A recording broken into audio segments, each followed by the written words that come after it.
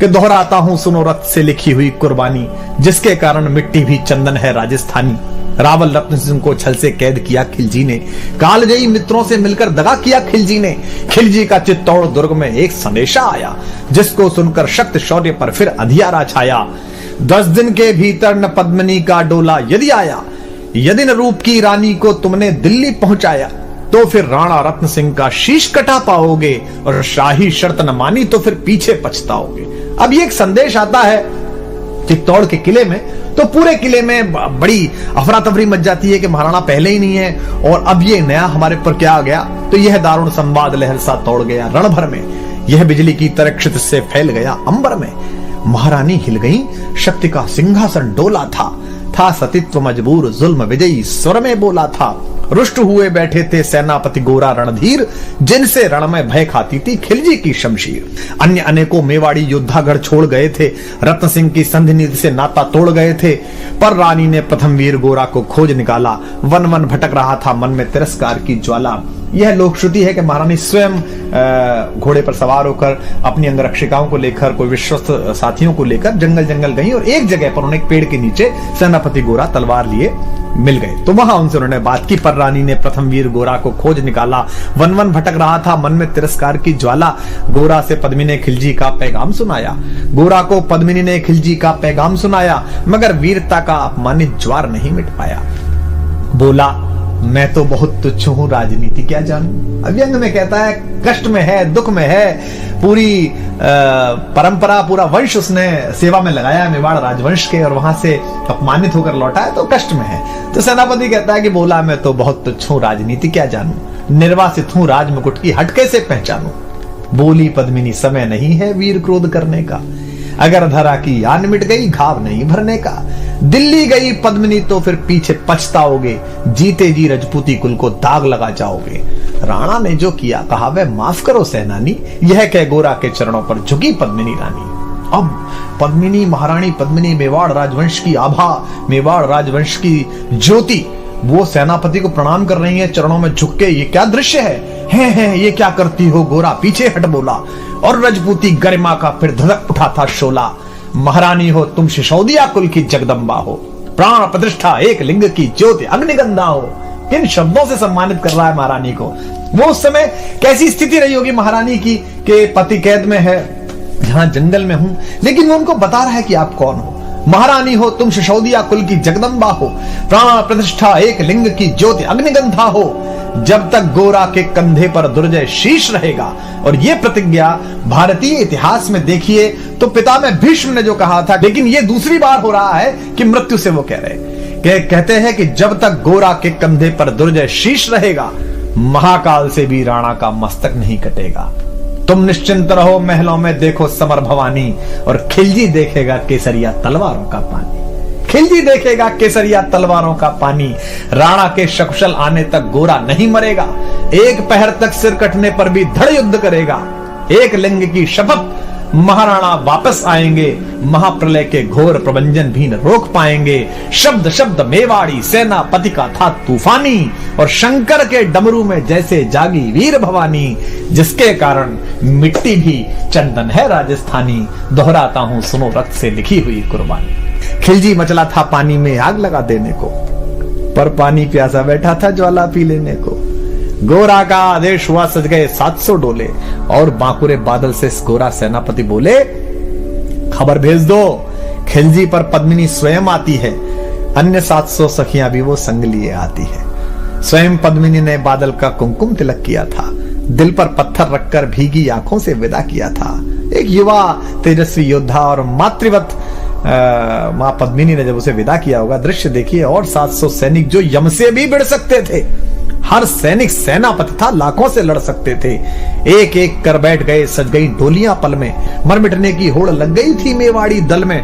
हर डोली में एक वीर था, 4 उठाने वाले, पांचों ही शंकर के गण की तरह समर मत वाले। पांचों ही अपने आप में अद्भुत थे। बजा कूच शंख सैनिकों ने जयकारी लगाई, हर हर महादेव की ध्वनि से दशों दिशा लहराई। गोरा बादल के अंतस में जगी ज्योति की रेखा, मातृभूमि चित्तौड़ दुर्ग की ओर फिर जी भर कर देखा। मातृभूमि चित्तौड़ दुर्ग को फिर जी भर कर देखा। कर अंतिम प्रणाम घोड़ों पर चढ़े सुभग अभिमानी, उन्हें पता है कि वो जहां जा रहे हैं वहां से जीवित वापस आना बहुत मुश्किल है। कर अंतिम प्रणाम घोड़ों पर चढ़े सुभट अभिमानी, देशभक्ति की निकल पड़े लिखने को अमर कहानी, जिसके कारण मिट्टी भी चंदन है राजस्थानी, दोहराता हूं सुनो रक्त से लिखी हुई कुर्बानी।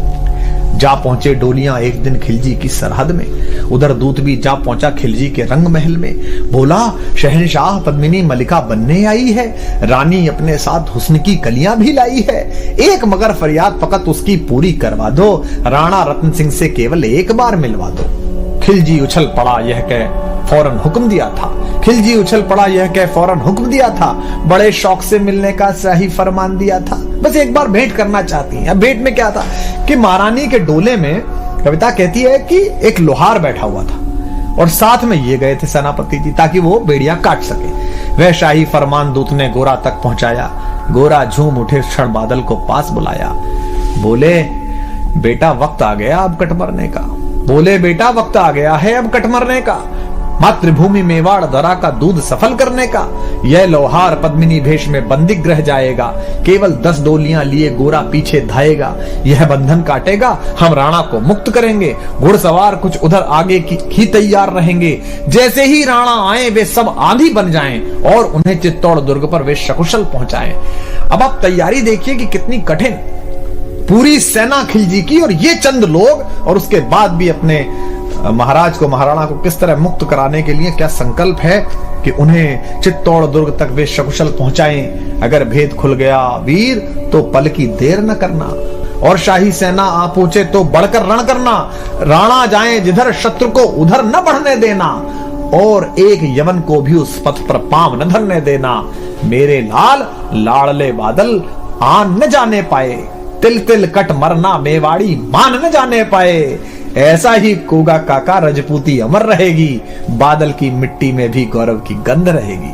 क्या तो गोरा है और क्या उसका भतीजा बादल है। ऐसा ही होगा काका रजपूती अमर रहेगी, बादल की मिट्टी में भी गौरव की गंध रहेगी। तो फिर आ बेटा बादल सीने से तुझे लगा लूं, हो न सके शायद अब मिलना अंतिम लाड़ लड़ा लूं। यह कह बाहों में भरकर बादल को गले लगाया।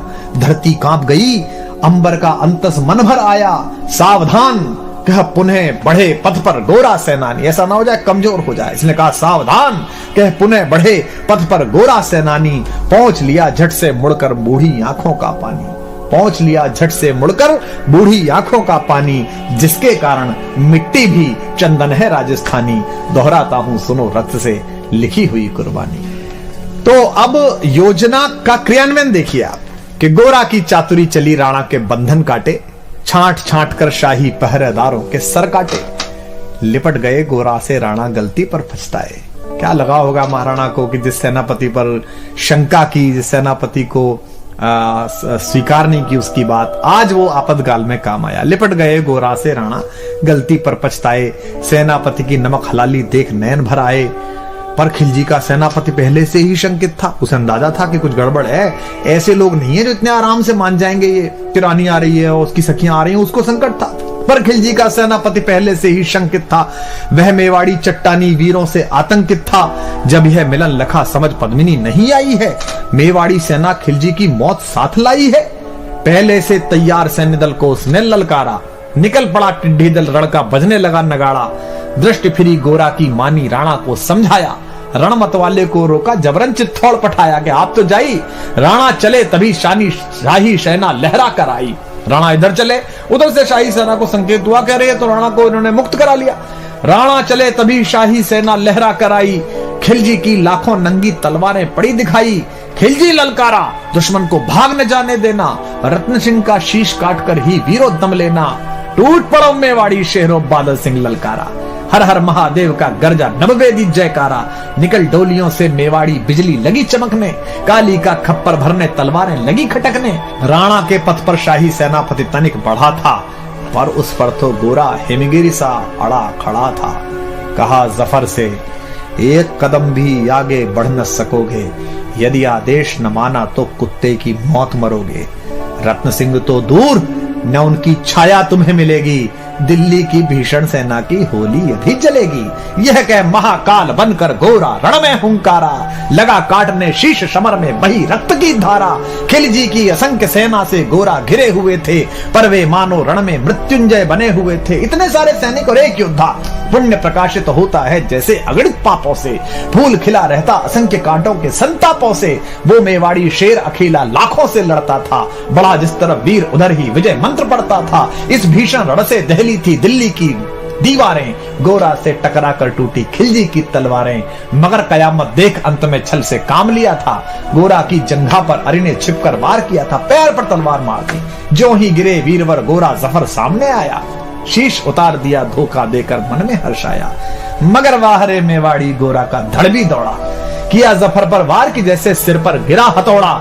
एक बार में ही शाही सेनापति चीर दिया था, जफर मोहम्मद को केवल धड़ ने निर्जीव किया था। जो ही जफर कटा शाही सेना का साहस लर्जा, काका का धड़ लख बादल सिंह महारुद्र सा गरजा। अरे कायरो नीच बांगड़ो छल में रण करते हो, किस बूते पर जवा मर्द बनने का दम भरते हो। यह कहकर बादल उस क्षण बिजली बनकर टूटा था, मानो अंबर से धरती पर अग्निशिरा छूटा था। ज्वालामुखी फटा हो जैसे दरिया हो तूफानी, सदियों दोहराएंगी बादल की रणरंग कहानी। क्या पंडित जी ने क्या उत्तम शब्द इस्तेमाल किया है, सदियों दोहराएंगी बादल की रणरंग कहानी।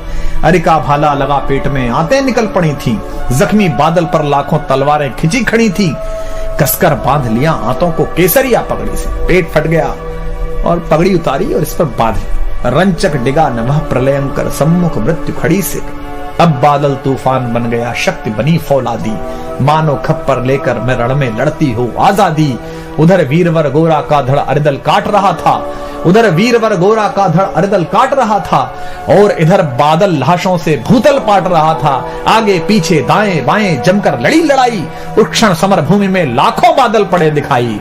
मगर हुआ परिणाम अंत में वही कि जो होना था, उनको तो कण कण अरियों के शोणित में धोना था।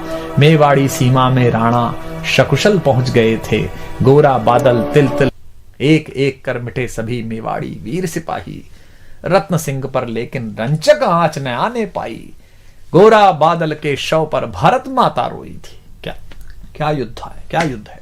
गोरा बादल के शव पर भारत माता रोई थी, उसने अपनी दो ज्वलंत प्यारी मणियां खोई थी। धन्य धरा मेवाड़, धन्य गोरा बादल अभिमानी, जिनके बल से रहा पद्मिनी का सतत्व अभिमानी। धन्य धरा मेवाड़, धन्य गोरा बादल बलिदानी, जिनके बल से रहा पद्मिनी का सतत्व अभिमानी। जिनके कारण मिट्टी भी है चंदन राजस्थानी। दोहराता हूं सुनो रक्त से लिखी हुई कुर्बानी, दोहराता हूं सुनो रक्त से लिखी हुई कुर्बानी।